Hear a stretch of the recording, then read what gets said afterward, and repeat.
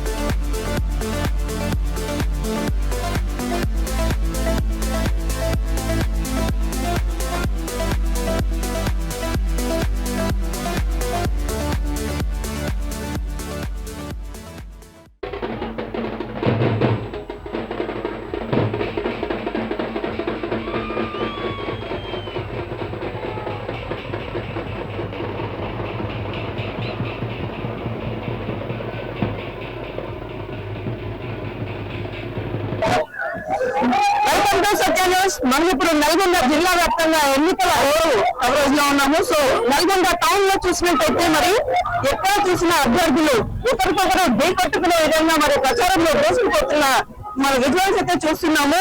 ఇక్కడ చూసినట్టయితే 20వ డివిజన్ నుంచి అల్లు సుభాష్ యాదవ్ బరిలో ఉన్నారు కాంగ్రెస్ పార్టీ నుంచి.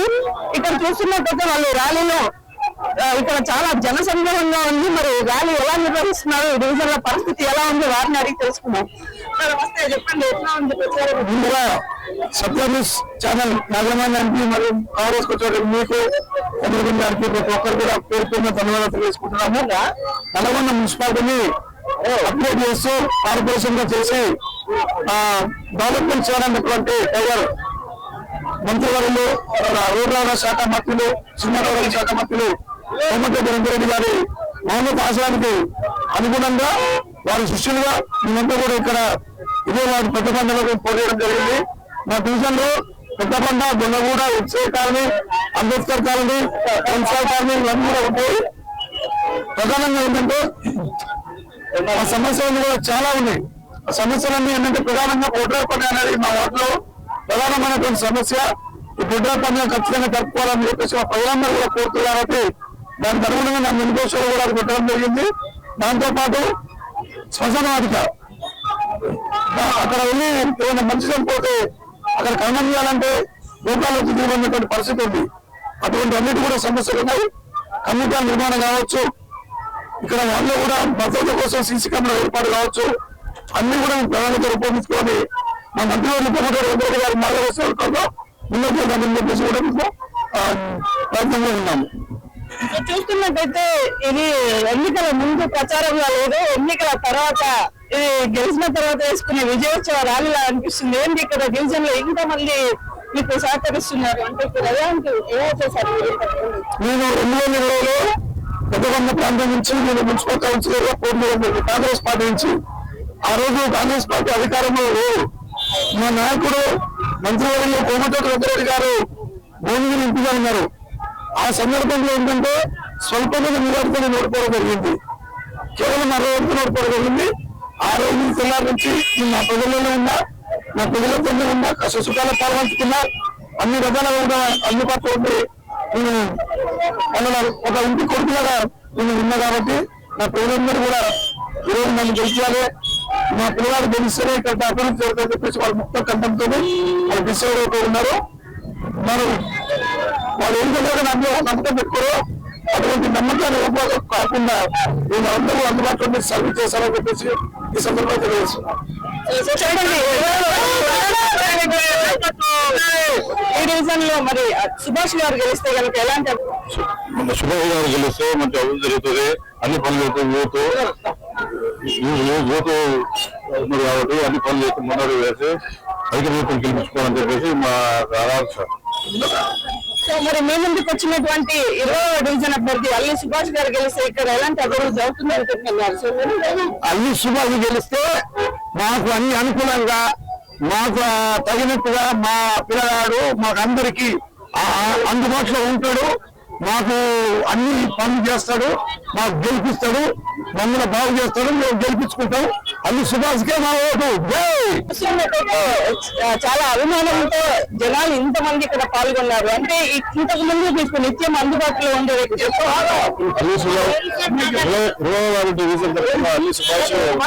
అల్లి సుభాష్ అన్నగారు నిత్యం ప్రజల్లో ఉంటూ, ప్రజలకు అందుబాటులో ఉంటూ, ఏ చిన్న సమస్య వచ్చినా మేము ఉన్నామంటూ ముందు చేసుకుంటూ వస్తున్నారు. అందుకోసమే ప్రజలు అందరూ ఆదరిస్తారని ఈసారి తొలిసారి ఎలక్షన్ లో 61 స్వల్ప మెజార్టీతో ఓడిపోవడం జరిగింది. ఈసారి భారీ గెలవదు మినిమం ఒక 300 నుంచి 350 ఓట్లు భారీ మెజార్టీతో గెలవబోతున్నా. గెలిచిన తర్వాత మరి మనకు వాటిని డ్రైనేజ్ సమస్యలు కానీ, బోర్డింగ్ సమస్యలు కానీ, సీసీ రోడ్ల సమస్య కానీ, ఇంకా చాలా సమస్యలు ఉన్నాయి. ఆ సమస్యలను క్లియర్ చేసుకుంటూ అభివృద్ధి కార్యక్రమం నడుచుకుంటూ వెళ్తారని అందరూ కోరుకుంటుంది. ఇంకా కావాల్సింది మనకు పెద్ద మంది అనేది ఆశ్చర్యం కాబట్టి అందరూ 8 నెలలు వాళ్ళు ఉగ్రమైన పథకం ఇప్పిస్తారు. నెక్స్ట్ రేషన్ సన్నబియ్య పథకం ఇంకా రేషన్ కార్డు లేని వాళ్ళకు కూడా రేషన్ కార్డులు ఇప్పిస్తుంటున్నారు. ఇంకా ముందు కార్యక్రమం చాలా అభివృద్ధి చేస్తాడు. బుడ్రాయి మన సమస్య మెయిన్ కారణం బుడ్రాయి సమస్య ఏంటి, ఆ బుడ్రాయి సమస్య కూడా అన్న గెలిచిన 6 నెలలుగా దాన్ని కంప్లీట్ కూడా చేస్తాడని అందరూ కోరుకొని మరి దాన్ని కూడా కంపెనీ వేసుకొని బుడ్రాయి కంపెనీ వేసుకొని అందరూ ఏ విధంగా వెళదాం అనే సమస్యగా దాని పరిష్కారం చేస్తాడని మేము కోరుకుంటున్నాం. ఇక్కడ చూసినట్టయితే మహిళలు కూడా చాలా మంది పాల్గొన్నారు. వారిని కూడా అడిగి తెలుసుకునే ప్రయత్నం చేద్దాం. అమ్మ చెప్పండి, సుభాష్ గారు గెలిస్తే ఇక్కడ డివిజన్ చాలా అవకాశాలు ఉంటాయి. ఈ ఊరు పెద్ద మనుషులు అందరూ అలగదొక్కి మా ఊరు మొత్తం ఊరిని ఏమి లేకుండా కూడా కాకుండా చేస్తుంది. ఒక్కరు చేస్తే 10 మంది వచ్చిపోతుంది బొడ్రాయి ముందల మనుషులని మా నలుగురు చూస్తుంది. ఈ ఊరిలో ఎటు చేసి సుభాష్ గారు గెలిపించి మాకు మా ఊరిని బాగు చేయాలని కోరుకుంటున్నాను. అభివృద్ధి ఇంతకు ముందు ఎలా ఉంది, ఇప్పుడు ఒకవేళ గెలిస్తే ఎలా ఉండబోతుంది అనుకుంటున్నాను. ఇంతకు ముందు ఆల్రెడీ సుభాష్ నిర్వహించి ఉన్నారు. అభివృద్ధి లేకుండా ప్రజల్లో ఉన్న వ్యక్తిగా మేము భావిస్తున్నాం. ఇప్పుడు ముందు కూడా అధికార పార్టీ ఉన్నది కాబట్టి మేము సుభాష్ అన్నని భారీ మెజార్టీతో గెలిపించుకుని వాటి అభివృద్ధి మోడల్ సిటీగా తీర్చిదిద్దుతామని ఈ ప్రజానికం తరఫున మేము చెప్తా ఉన్నాము. అభివృద్ధి ధ్యేయంగా సుభాష్ అన్నని భారీ మెజార్టీతో గెలిపించబోతున్నామని తెలియజేస్తూ ఉన్నాం. ఎందుకంటే మేము పెట్టిన పథకాలు గాని, మా కోమటిరెడ్డి వెంకటరెడ్డి గారి సహకారంతో మహిళలకు ఫ్రీ బస్సు కావచ్చు, 10 సంవత్సరాల నుంచి రేషన్ కార్డు లేదు. దాదాపు కాంగ్రెస్ ప్రభుత్వం వచ్చిన తర్వాత నిరుపేద కుటుంబాలకి గుండ్రం ఇల్లు కావచ్చు, మన రేషన్ కార్డు కావచ్చు, ఈ రోజు తిండి పరిస్థితి లేని వాళ్ళకి ఈ రోజు సన్నబియ్యం పక్కన కావచ్చు, ఈ అన్నిటినీ మా అభివృద్ధి ప్రయాణిగా మా విజయంగా ఆపాదిస్తామని సుభాష్ గారి నాయకత్వం, కోమటిరెడ్డి వెంకటరెడ్డి గారి నాయకత్వం. మరి ఇప్పుడున్న గవర్నమెంట్ 6 పథకాలు ఏమైనా వచ్చాయండి ఈ డివిజన్ ప్రజల కన్నా? అన్నినే మేడం, అందరికి అన్ని అవి ఉన్నాయి కూడా. ఆల్రెడీ ఇంద్రమ్మ ఇళ్ళకి అన్ని ఎన్నో ఇంతకుముందు ఆధార్ మన రేషన్ కార్డులు నా సొంతంగా నేను కూడా ఇప్పించిన అన్నసహకారంతో ఇంకా ముందు పింఛన్ లేని కూడా పింఛన్లు ఇప్పించి ఈ వాటిని మోడల్ సిటీగా తీర్చిదిద్దుతామని ఈ సహాయంగా మేము తెలియజేస్తున్నాం. ధన్యవాదాలు. సో మరి ఇదే 21 డివిజన్ లో చాలా మంది వృద్ధులు మహిళలు చాలా మంది ఉన్నారు. ఒకసారి వారి ఒపీనియన్ కూడా అడిగి తెలుసుకునే ప్రయత్నం చేద్దాం. చెప్పండి, ఇక్కడ ఎలా ఉంటుంది ఈ డివిజన్ లో ఎవరు వస్తే వరకు పరిపాలించిన ప్రభుత్వం ఏం పని చేయలేదు అమ్మా, ఏం పని చేయలేదు. ఈ కాంగ్రెస్ ప్రభుత్వం వచ్చినాకనే పెళ్లిళ్ళు అయ్యి పిల్లలు కానీ ఏర్పడిన వాళ్ళకు కూడా ఒక రేషన్ కార్డు రాలే. ఇప్పుడు కాంగ్రెస్ ప్రభుత్వం వచ్చినాకనే రేషన్ కార్డు వచ్చింది, సన్నబియ్యం వచ్చింది. రైతులకు 2 లక్షల మాఫీ, రైతులకు 2 లక్షల రుణమాఫీ అయింది. ఇప్పుడు రోడ్లు బ్రహ్మాండంగా రోడ్లు అవుతున్నాయి, రోడ్ల పనులు అవుతున్నాయి. వచ్చే వ్యవహారంలో అన్ని ఉంటాడు సుభాష్ మా అందుబాటులో ఉంటాడు. మేము చెప్తే ఈయన పిల్లగాడు, దండగొండ వ్యవహారం కాదు. మేము చెప్తే ఈయన పిల్లగాడు. దీనికి ఆపత అయితే ఉరిపోతాడు, ఫోన్ చేస్తే ఉరిపోతాడు. అందుకని అన్ని సుభాష్ని తప్పకుండా మేము గెలిపియాలి. కోమరెడ్డి వెంకరెడ్డి మాట నీ బట్టి మేము తీరుతాం. అన్ని సుభాష్ గారిని గెలిపించుకొని మేము ఆయన ముందు నీ పెడతాం. ప్రతి పనులు ఇంద్రమ్మ ఇండ్లు కానీ రేషన్ కార్డు కానీ అన్ని చేసింది కాంగ్రెస్ ప్రభుత్వం. 10 సంవత్సరాలు ఉంది. 10 కార్డులే 10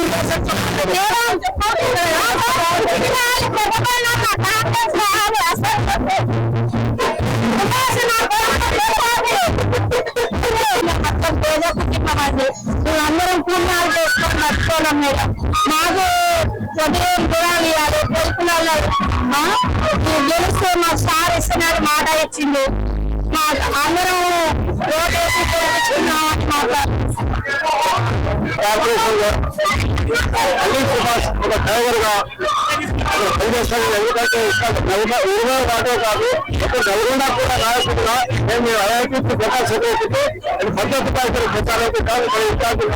చాలా మంది నాయకులు అధికారంలో కాదు, 15 అధికారులు లేకుండా ప్రొఫెసర్ సెలవు చేసుకుంటూ వాళ్ళు బాగా పనిచేసింది. కాబట్టి ఈసారి సుభాష్ అవకాశం ఇచ్చి చెప్పేసి ఈ వార్త జరుగుతుంది. చూస్తున్నాం కదా, నిత్యం అందుబాటులో